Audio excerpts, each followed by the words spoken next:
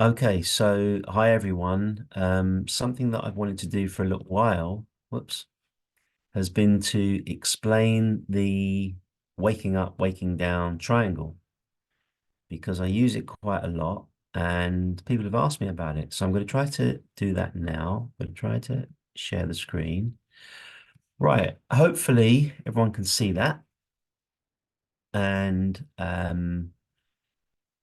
yeah, so this little diagram is kind of like a representation of my own spiritual journey that I've been on over the past 35 years.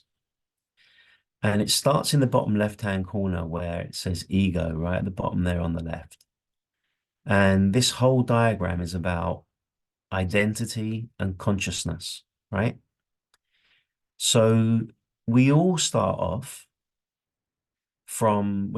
spiritual journey from the state of ego, from the state of being fully identified with our conditioning, fully identified with our body, mind conditioning.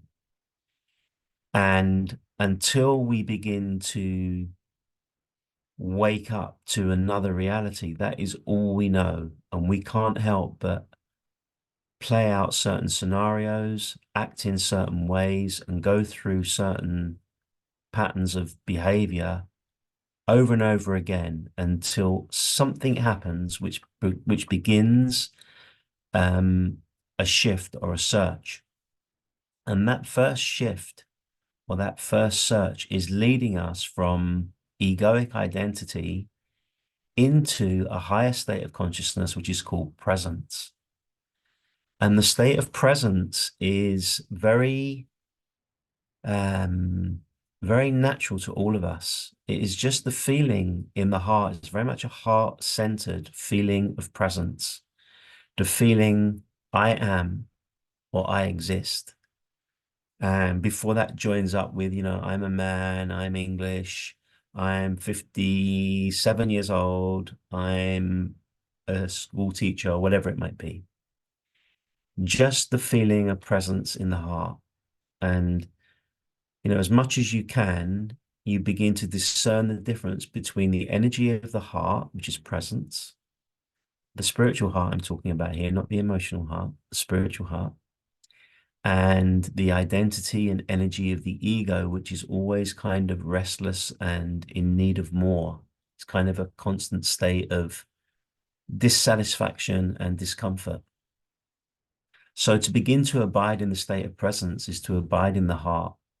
And it is to just allow yourself to be still and rest in the I am. And as much as you're able to do that, you will get a sense of discerning the difference between yourself and your mind, and yourself as the beingness. Presence and being are the same.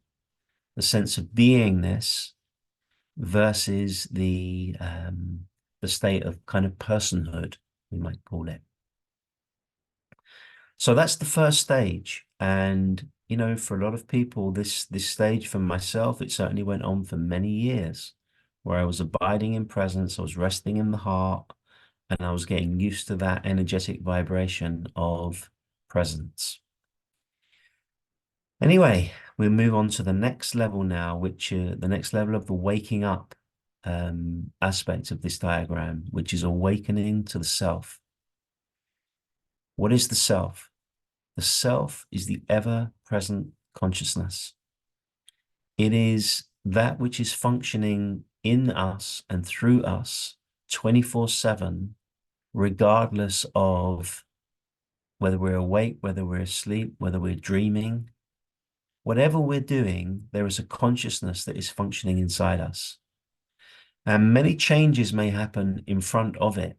You know, you may develop new skills, you may develop new relationships, you could change your religion, you could change your gender, you could change your profession, you could change all these things. And yet there's something here which cannot change. It's not subject to change. It's not subject to any condition. It always is. And it is also able to even observe the state of presence because something inside us can say, I was in presence a lot today, and then I went to work or I went to visit some friends and then I wasn't in the state of presence. And then I went back into nature and I was in presence again. So something sees all of that. That which sees all of that and that which knows all of that, that is what I'm calling the pure self, the pure witnessing consciousness, that which always is. And that is a transformation of mind. It's an awakening to the pure mind, the universal mind, not the kind of egoic, self-centered small mind, but the universal mind.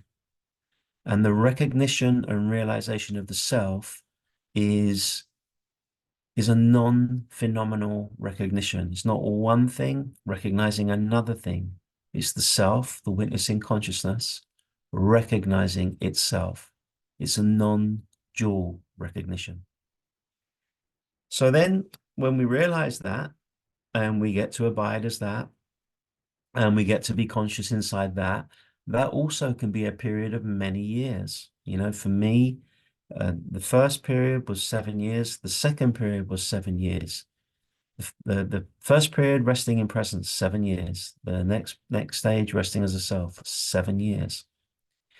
And really, the abiding as the self is really a falling away, a falling away, a falling away, and a recognition and an abiding within something that cannot fall away.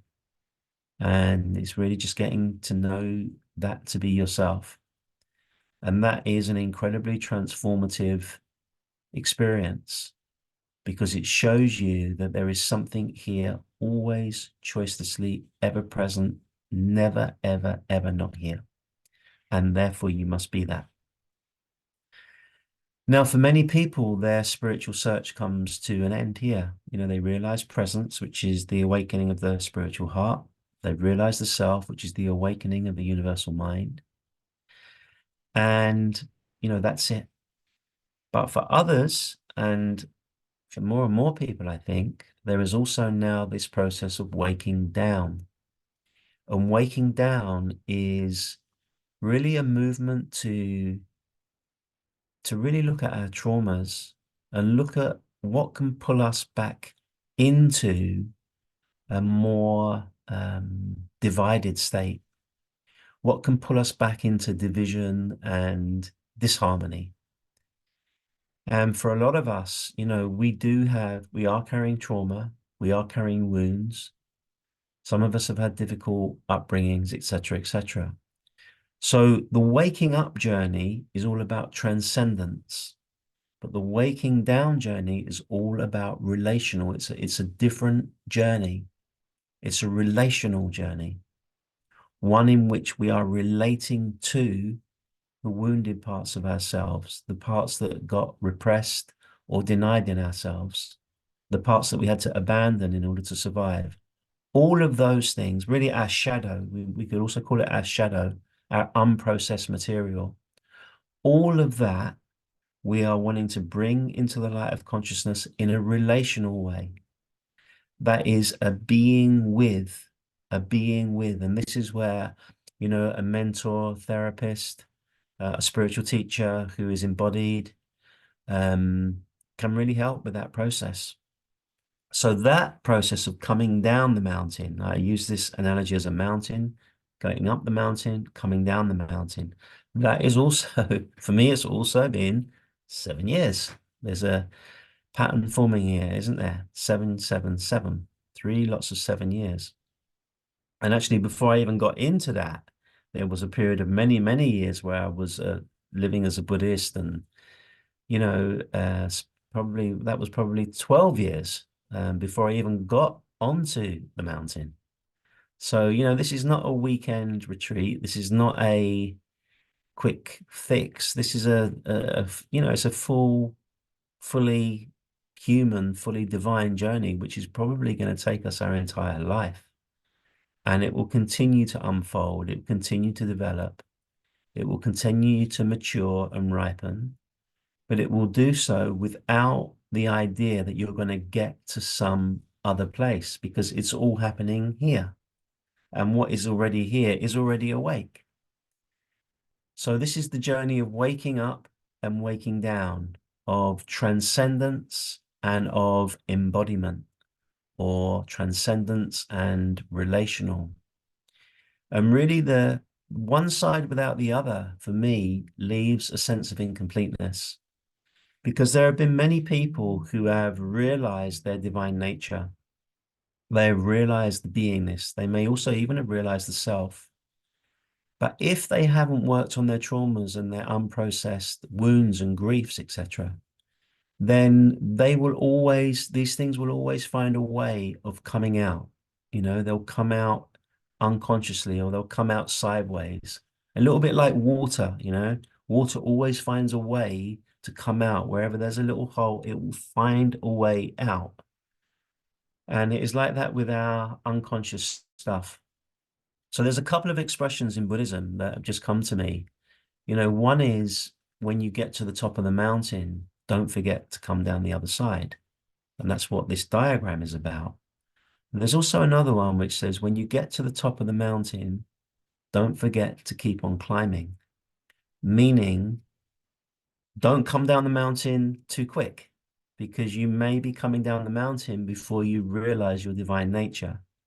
And for me, it's so important that we realize our divine nature first, because then we're in a much better position to be able to be with and hold and nurture and relate to all of the parts of ourselves which have been wounded or have been repressed. So I think that's all I wanted to say on this diagram. I hope that's helpful. And as you know, I run groups based on this diagram, which are supports into awakening and into the post-awakening phase, which is the waking down phase.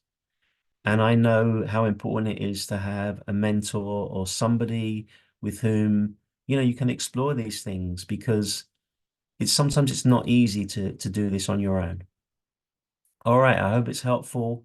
And if you want to see any more details of the work I do, just have a look at meetingsinstillness.com. Thank you.